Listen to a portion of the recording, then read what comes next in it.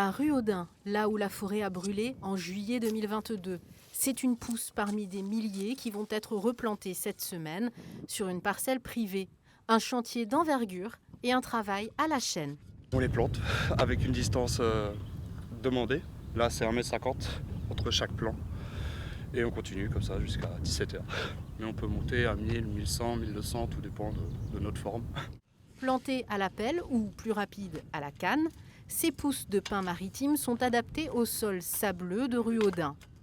Mais on met aussi d'autres essences, et notamment du feuillu par îlot et par ligne, pour la diversité de la parcelle. Voilà, ça participe aussi à ce qui est mis en place aussi aujourd'hui pour essayer d'éviter que les mêmes choses se reproduisent, c'est-à-dire notamment les feuillus qui vont brûler moins vite que les résineux, donc ça va permettre de temporiser un petit peu par endroit le feu le temps que les secours interviennent. Un chantier débuté à l'automne dernier. Il a d'abord fallu déboiser et valoriser les souches qui pouvaient l'être.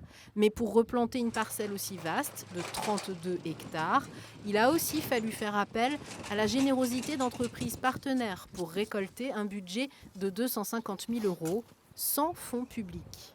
L'entreprise Écoterie apporte cette aide technique et financière aux propriétaires privés pour reboiser massivement.